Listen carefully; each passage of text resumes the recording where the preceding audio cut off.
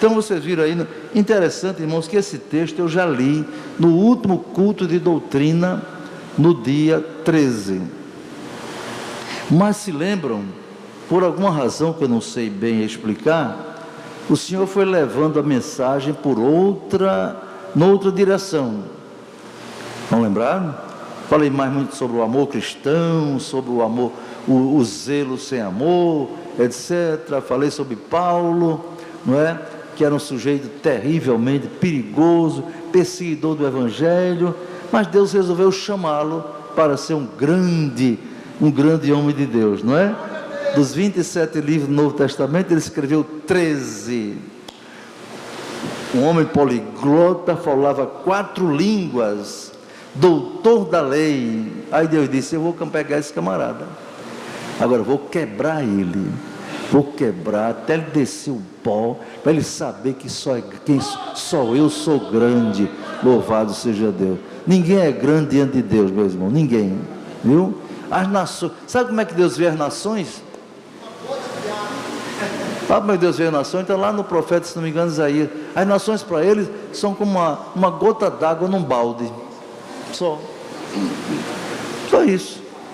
Agora imagine o homem, um ser humano. Não é nada. Pastor, então a gente não é nada? Não. Depois que você aceita Jesus, você é muita coisa. Você é filho do Rei dos Reis, do Senhor dos Senhores. Você tem teu nome escrito no livro da vida. Você, como diz Pedro, vós sois a geração eleita, a nação santa, o sacerdócio real, o povo adquirido, para anunciar as virtudes daquele que vos chamou das trevas para a sua maravilhosa luz. Nunca diga: eu não sou nada. Você é muita coisa, não em você é muito em Cristo Jesus. Dê glória a Deus por isso. Já pensou?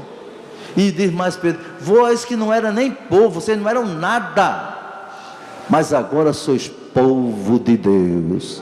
Aleluia. Irmãos, é muita coisa, não é? Sabe o que Pedro diz também? Nós fazemos parte da família de Deus. Família de Deus. É muita honra, irmão, é muito importante, muita dignidade, sabe?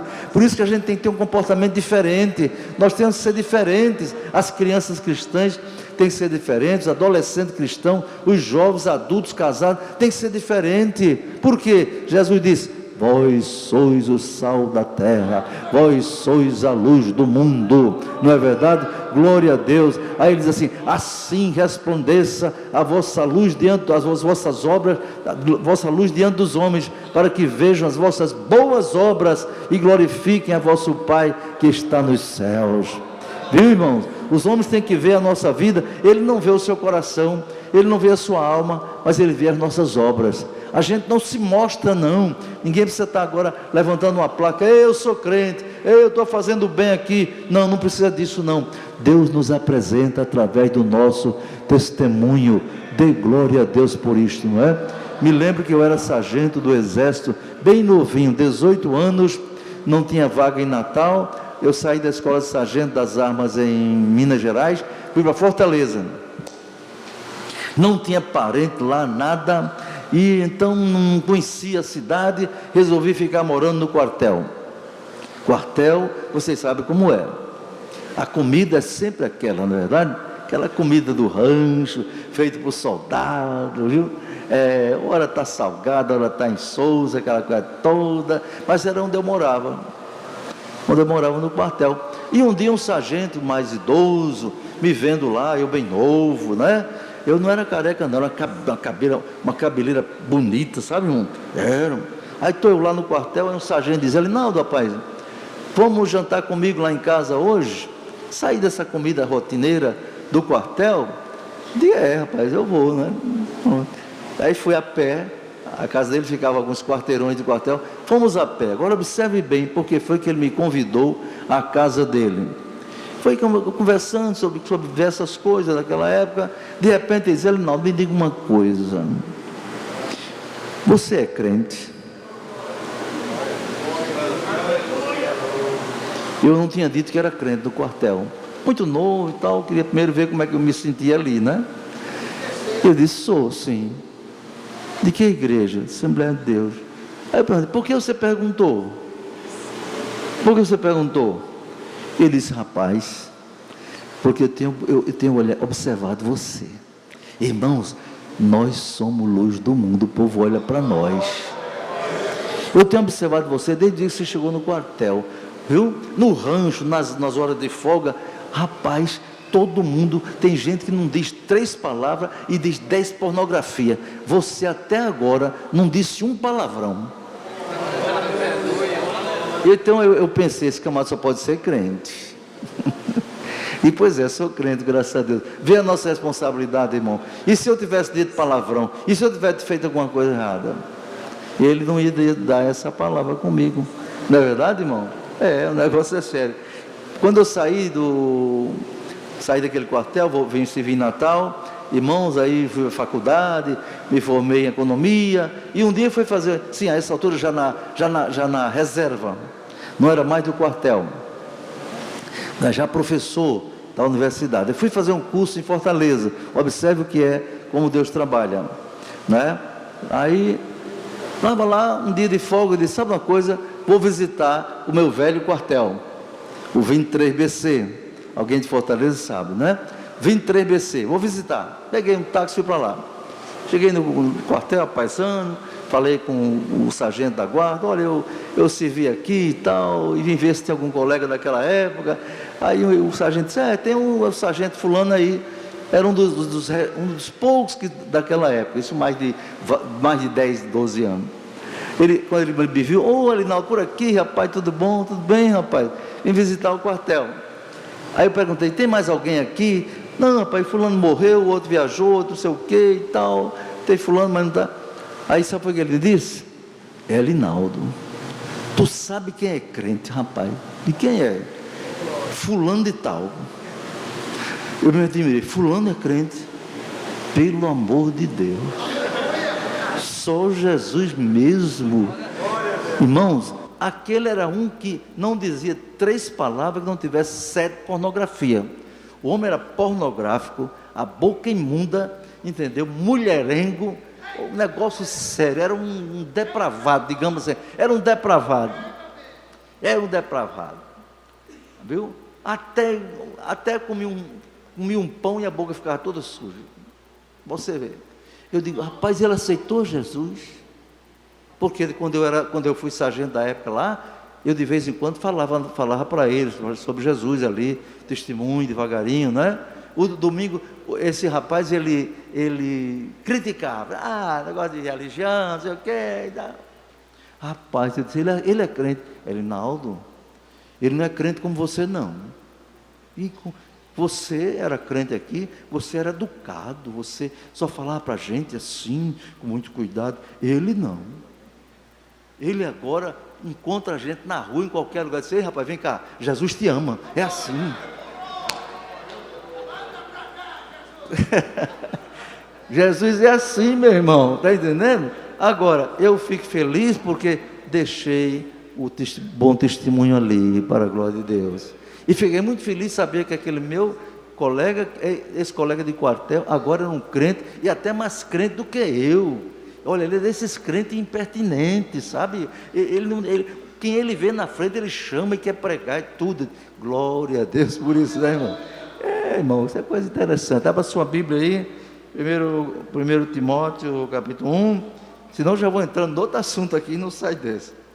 O 17 diz, depois que Paulo falou, não é? Quem era ele, que foi blasfemo, perseguidor, opressor, etc., não é? Aí ele vai falando sobre a palavra, e chega aqui no 17, ele diz, ora, ao Rei dos séculos, imortal, invisível, a único Deus, seja honra e glória para todos sempre, amém. Queridos, essa é uma declaração do apóstolo acerca da pessoa de Deus,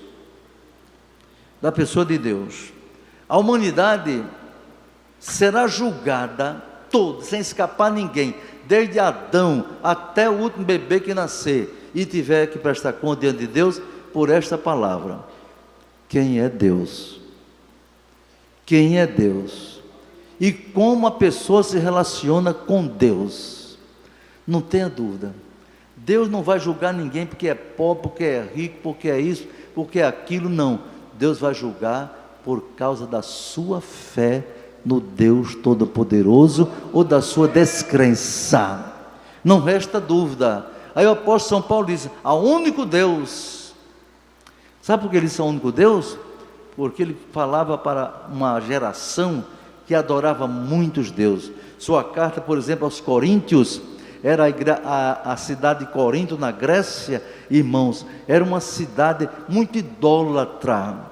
Corinto da Grécia, havia o panteão grego. Panteão quer dizer todos os deuses, entende, irmãos? Era um povo idólatra, de uma mitologia grega, deuses mais deuses de todo tipo, irmãos. Aos Efésios, por exemplo, lá em Atos você vê aquela Diana dos Efésios, não é? Que também era chamada Afrodite, era uma deusa muito idolatrada lá. Então Paulo pregava sabendo que havia naquela cultura muita idolatria, muito paganismo, não é verdade?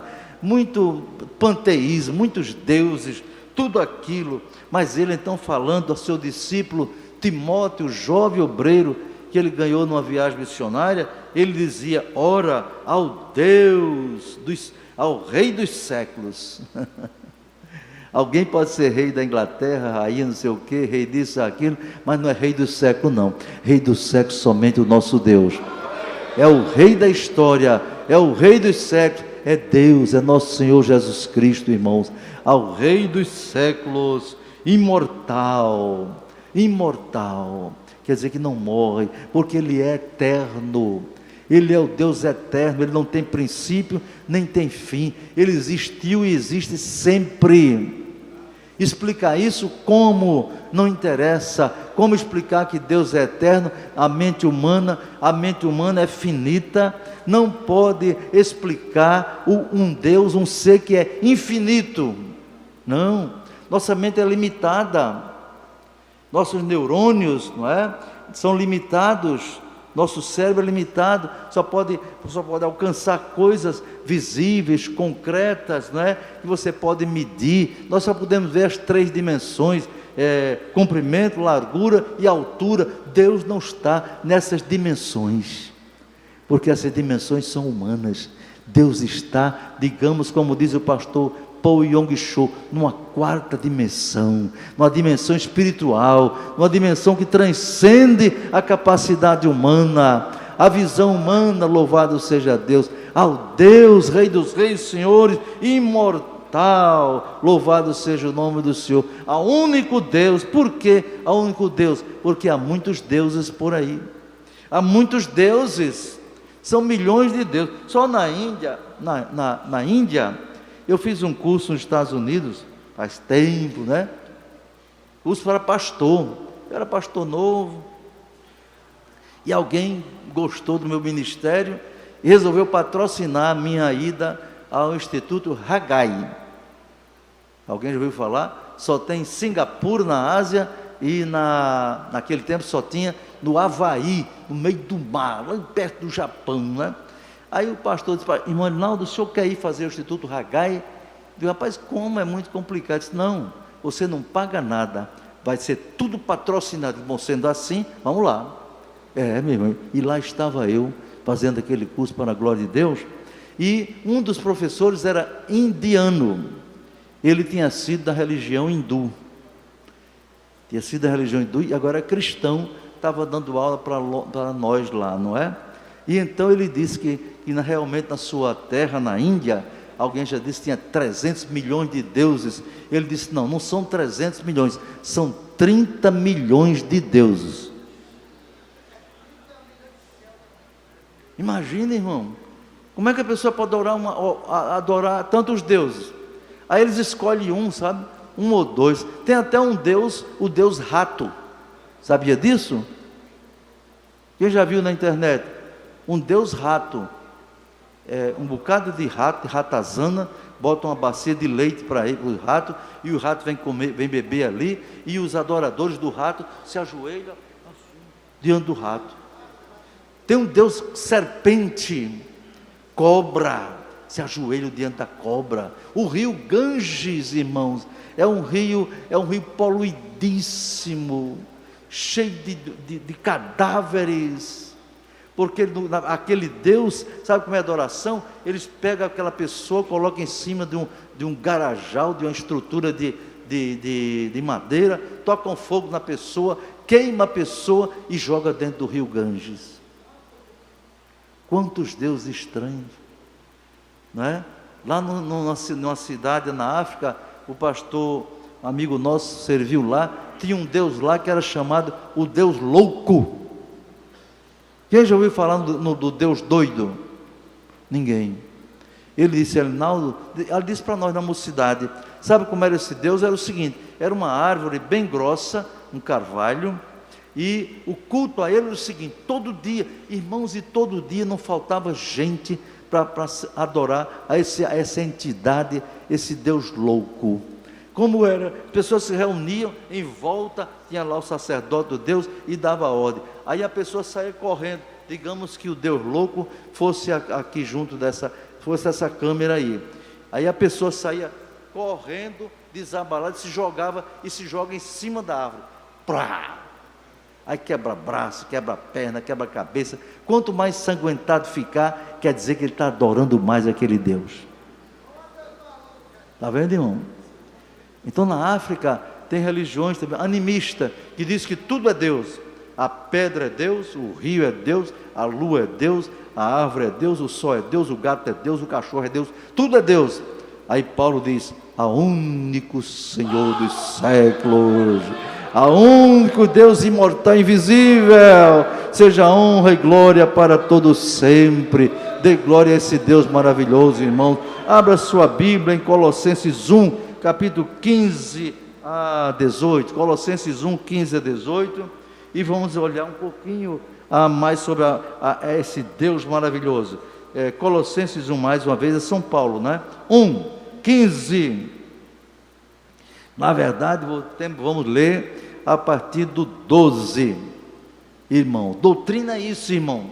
Doutrina não é conversa, não é só testemunho, não. Você tem que abrir a Bíblia, tem que mostrar na Bíblia. Eu não sei como tem pastor que não encontra o que ensinar. Então, Paulo está falando, o único Deus, verdadeiro, imortal, Rei dos séculos, não é verdade? Então, a Ele toda a glória. Aí voltamos aqui agora para Colossenses capítulo 1, versículo 12. Quando eu disser 1, 2, vocês leem comigo, tá? Colossenses 1, 12. Quem achou, diga amém. 1, 2, dando graças ao Pai, que nos fez idôneos para participar da herança dos santos na luz, o qual nos tirou da potestade das trevas e nos transportou para o reino do Filho do seu amor. Vocês também comigo? Em quem temos a redenção pelo seu sangue, a saber, a remissão do pecado. Olha, Jesus, quem é Ele? O qual é a imagem do Deus invisível, o primogênito de toda a criação. Por quê? Porque nele foram criadas todas as coisas que há nos céus e na terra, visíveis e invisíveis, sejam tronos, sejam dominações, sejam principados, seja potestade, tudo foi criado por Ele e para Ele. Dê glória a Deus por isto. Esse é o nosso Deus, irmão.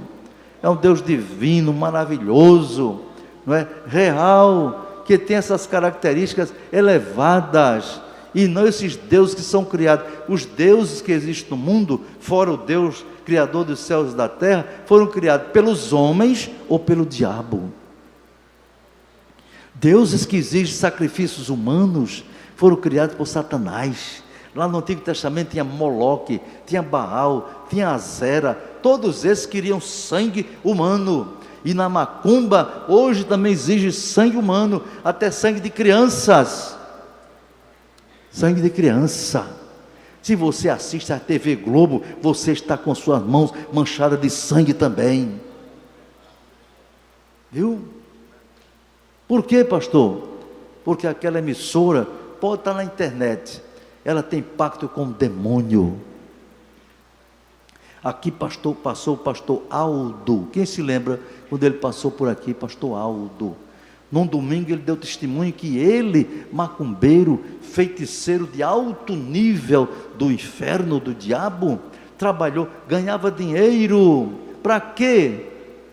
Para fazer trabalhos de feitiçaria para a Rede Globo ter êxito, ter sucesso e, sobretudo, novelas. Viu, irmã? Você assiste novela, aconselho você cair fora hoje mesmo.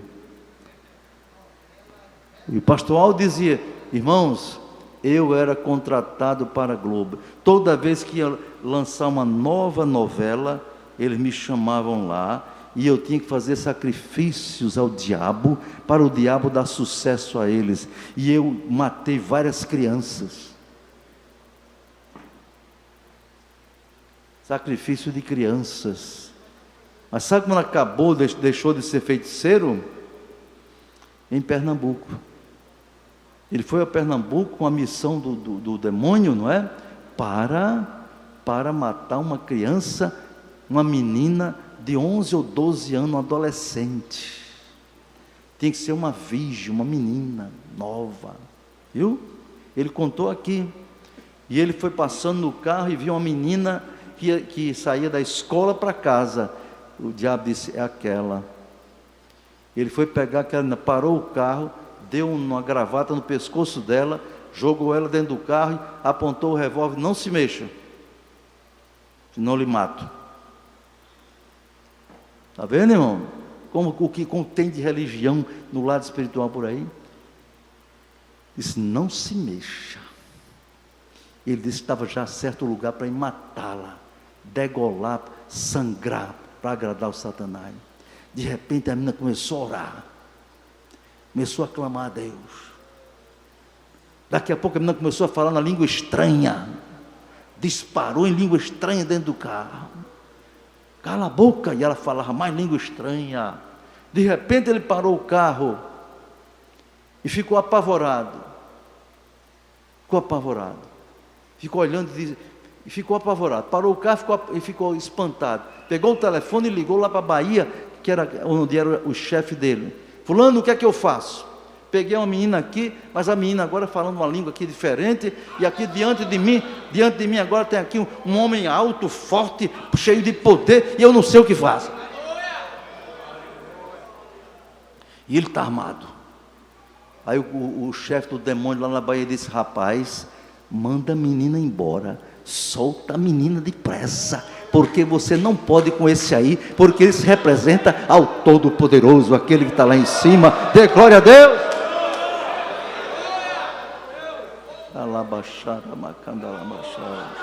É esse Deus invisível, imortal, o único Deus verdadeiro. Não há nenhum Deus maior do que Ele.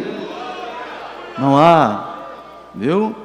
E Paulo aqui nessa declaração diz, não é? Que Ele, porque nele foram criadas todas as coisas que há no céu e na terra, visíveis e invisíveis, né? Tudo foi criado por Ele e para Ele, e sem Ele nada do que foi feito se fez. Dê glória a Deus por isso, viu, irmão? Glória a Deus. Então essa é a visão que você deve ter. Você não serve a um deusinho qualquer, não. Você não serve a ídolo, não. Ídolo, irmão, olha o que é ídolo. Abra sua Bíblia no Salmo 15. Veja o que é ídolo. Salmo de número 15. Diz a você o que é ídolo. E que 115. E que muita gente acredita, não é? É. Por quê? Porque está em treva, não vê a luz do Evangelho, na verdade, não brilhou na mente dele. Salmo 115. Salmo 115, abra sua Bíblia. Salmo 115. Aleluia. Aleluia. Salmo 115 diz: não a nós, Senhor, não a nós, mas ao teu nome da glória, por amor da tua benignidade, da tua verdade, porque dirão as nações: ó, onde está o teu Deus? Onde está o teu Deus? Aí o salmista responde: mas o nosso Deus está nos céus e faz tudo o que lhe apraz. Dê glória a Deus por isso. Agora veja o que é ídolo. Ídolos são deuses feitos pelos homens. Os ídolos deles são prata e ouro, obra das mãos dos homens. Tem boca, mas não falam. Tem olho, mas não veem. Tem ouvido, mas não ouvem. Tem nariz, mas não cheiram. Tem mãos, mas não apapam. Tem pés, mas não andam. Nem som algum sai da sua garganta. Tornem-se semelhante a eles os que os fazem, e todos os que neles confiam. Confiam, ó Israel, no Senhor. Ele é o seu auxílio e o seu escudo. Dê glória a Deus por isso. Aleluia. Então é esse Deus de que Paulo diz no trecho que nós estamos meditando, não é? E seguindo, ele diz: este mandamento te dou, meu filho Timóteo, que segundo as profecias que houve acerca de ti, milites por ela a boa milícia. Profecia. Aquele rapaz, Timóteo, era um obreiro que Paulo ganhou, um jovem, e que foi se desenvolvendo, sendo obreiro, não é? Um primeiro começou como um cooperador, como auxiliar, como vamos ter hoje aqui a separação de vários auxiliares, e foi crescendo. Daqui a pouco ele foi um presbítero, daqui a pouco ele foi um pastor, dirigindo inclusive a igreja de Éfeso. Então, a vida do crente, irmão, tem crente que só quer viver de festa.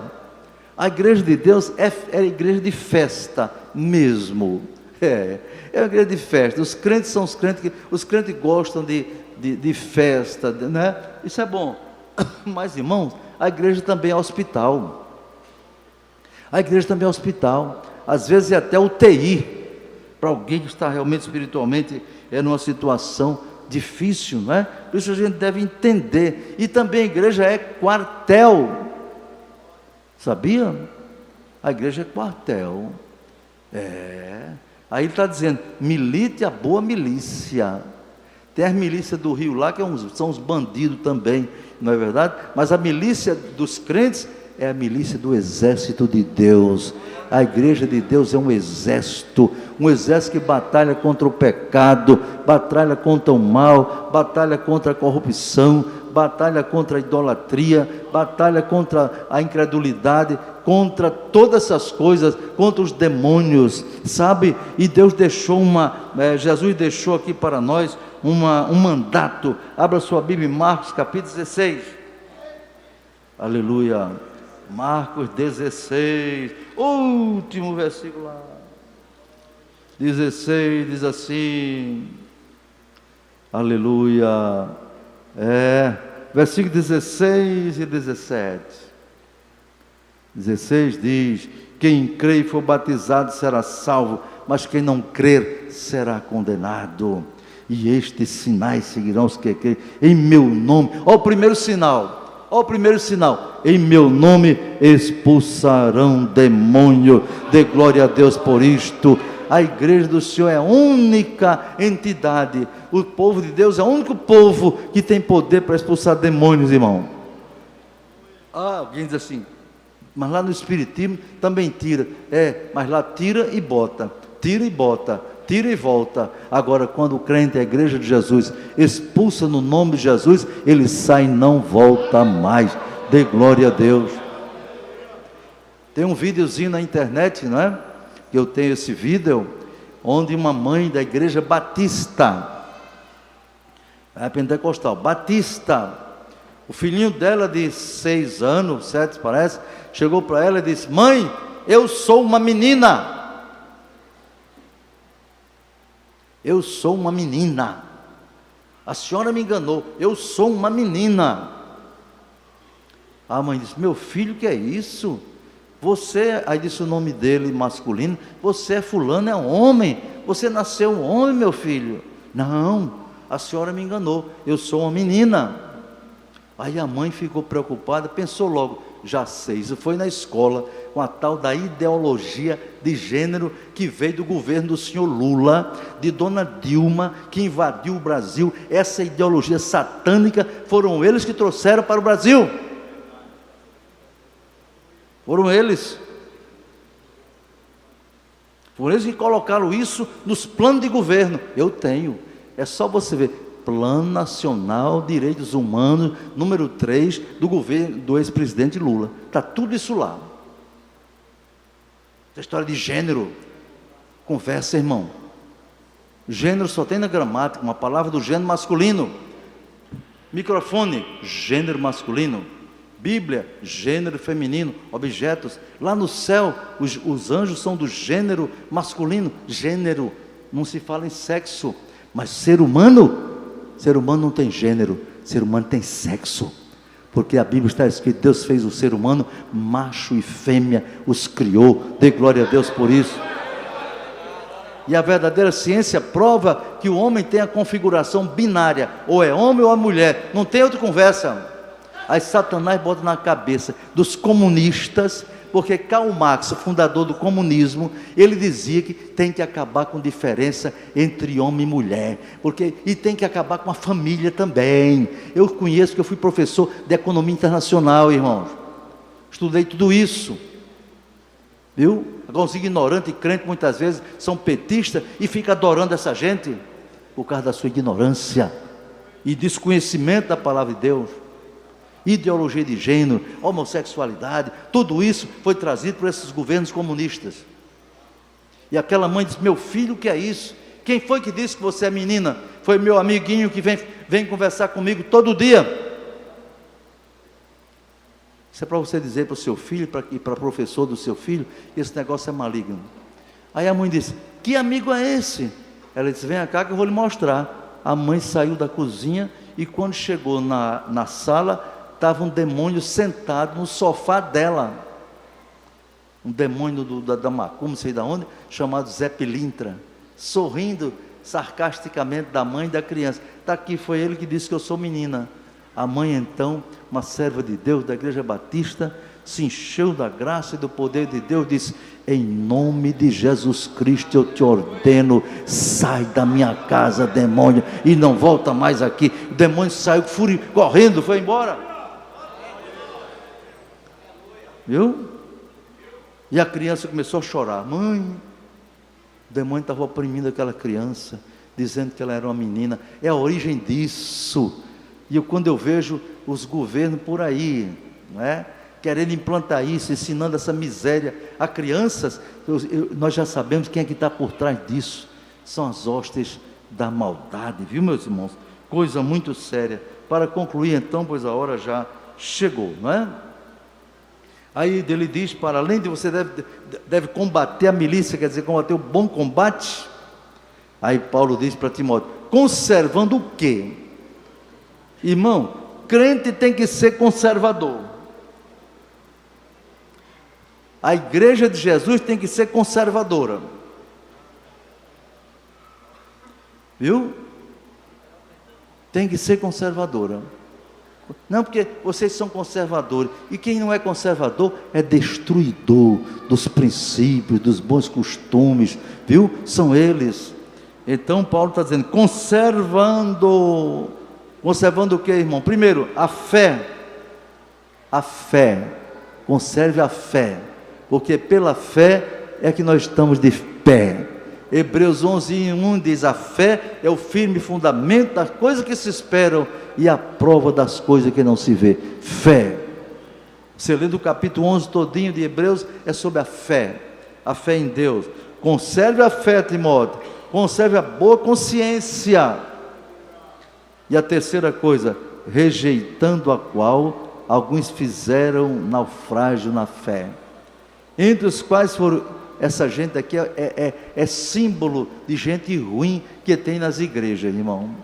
Gente nó cego, gente criadora de problema, gente que puxa para trás, gente que atrapalha e atropela, um tal de Himeneu e Alexandre. Deus nos guarde de ser seguidor dessa gente, um tal de Himeneu e Alexandre. Esses dois eram tão desgraçados, tão miseráveis, irmão, que Paulo diz, os quais entreguei a Satanás para que aprendam a não blasfemar. Himeneu e Alexandre eram dois blasfemos, viu? Que Deus nos guarde de ter que entregar ninguém a Satanás. Deus me livre. Eu quero entregar a Jesus. Amém?